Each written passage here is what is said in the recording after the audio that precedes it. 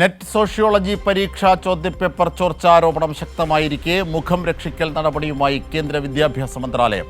National testing ഏജൻസിയോട് വിശദീകരണം നൽകാൻ മന്ത്രാലയം നിർദ്ദേശം നൽകി.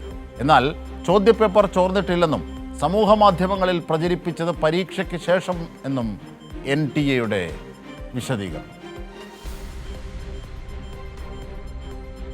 ഇതിൻ്റെ കൂടുതൽ വിവരങ്ങളുമായി ഫെമിന ചേരുകയാണ്. ഫെമിന, വീഴ്ചയോട് വീഴ്ച, NTA പിരിച്ചുവിടണം എന്നാവശ്യപ്പെട്ട് SFI അടക്കം വലിയ പ്രതിഷേധം തുടരുന്നൊരു സാഹചര്യത്തിൽ കൂടിയാണ് പുതിയ വിവാദം കൂടി. എന്തൊക്കെയാണ് ഇപ്പോഴത്തെ വിവരങ്ങൾ?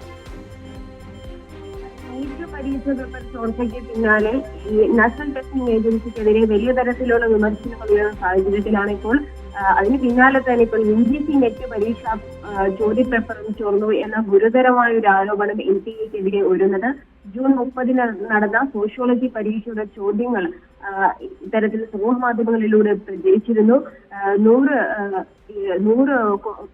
ചോദ്യപേപ്പർ അടങ്ങിയിട്ടുള്ള ഒരു പ്രചരിച്ച PDF-ൽ 90 ചോദ്യങ്ങളും ജൂൺ 30 നടന്ന സോഷ്യോളജി പരീക്ഷയുടെ ചോദ്യപേപ്പറിലെ ചോദ്യങ്ങളോട് സാമ്യമുള്ളതാണ് എന്നതാണ് പുറത്തുവരുന്ന റിപ്പോർട്ട്.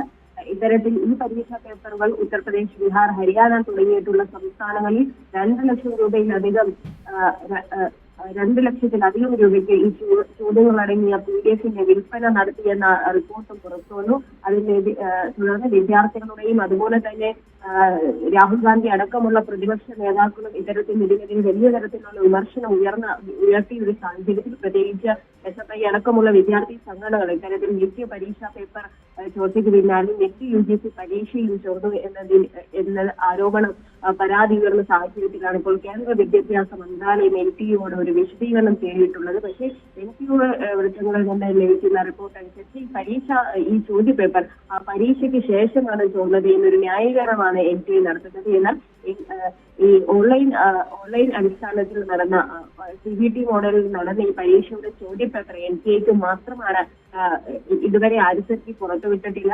NTA-ക്ക് മാത്രമാണ് ഈ പരീക്ഷാ പേപ്പർ ആക്സസ് ചെയ്യാൻ കഴിയുമെന്നിരിക്കെ എങ്ങനെയാണ് പരീക്ഷ കഴിഞ്ഞിട്ട് ഈ ചോദ്യപേപ്പർ പ്രചരിച്ചു എന്ന തരത്തിലുള്ള ഒരു ന്യായീകരണം NTA-ക്ക് നടത്താൻ കഴിയുന്നത് എന്നതാണ് വിദ്യാർത്ഥി സംഘടനകളടക്കം ഇപ്പോൾ ഉയർത്തുന്നത്. ശരി നിസ, ഫെമിനയാണ് വിവരങ്ങൾ വിശദാംശങ്ങൾ നൽകി.